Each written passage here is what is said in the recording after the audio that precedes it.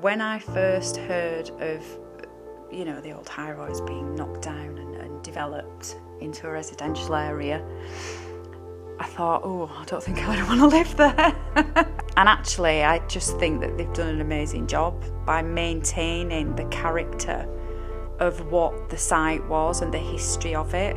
I think they've been really respectful of that. My son played football in and around this area for quite a few years. I used to walk the dog. When it was first built, I'd be intrigued and I'd be trying to think, let's see if I can try and remember where the wards were now. And I just struggled because they'd done such a good job. And I think it's positive that there's now lots of families on here, that kids play on the fields where once there was lots of patients.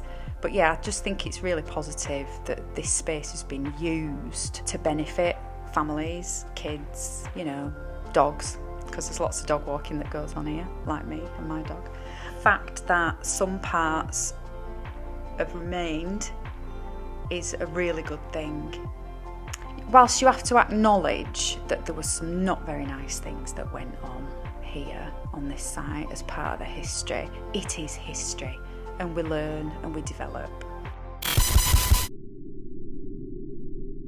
Join the agency, and of course the first place that they offer you is, do you want to do some shifts at High Royds?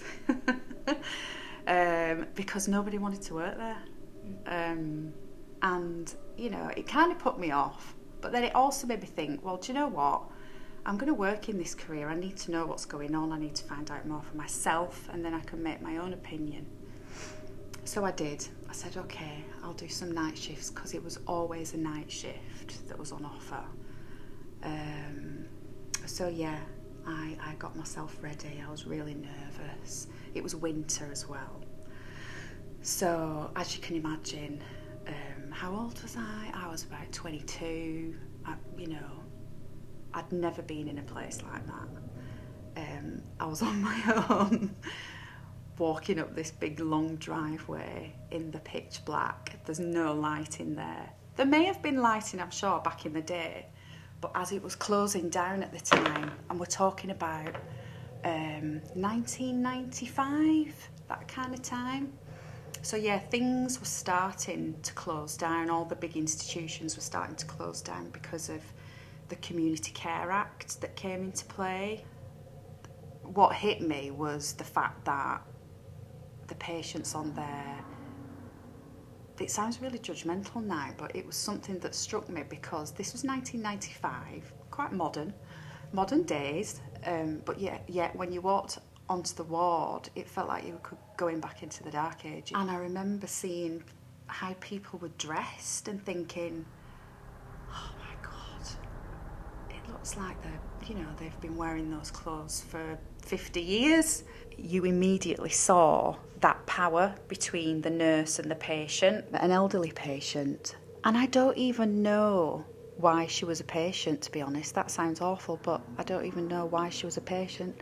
But I was given this job of accompanying her down to her ECT, electroconvulsive therapy. She had to have it. And again, I didn't really think much about that at the time because I just did what I was told. And her sitting in this chair that actually just looked like a torture chair to me, it looked horrendous, and putting the electrodes on her head. Back then they didn't explain to the patient what was going to happen like they do now. There were straps and the electrodes go on your sides of your head, and then, as you'd expect, they make sure that people aren't touching the patient, and then the treatment is administered, and sometimes it's administered more than once. It can be twice or 3 times depending on how much treatment they have to have.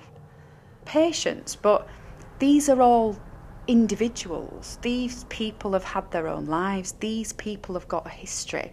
And as soon as you're a patient, it's almost like you lost your individuality. Is this what I really want to be doing?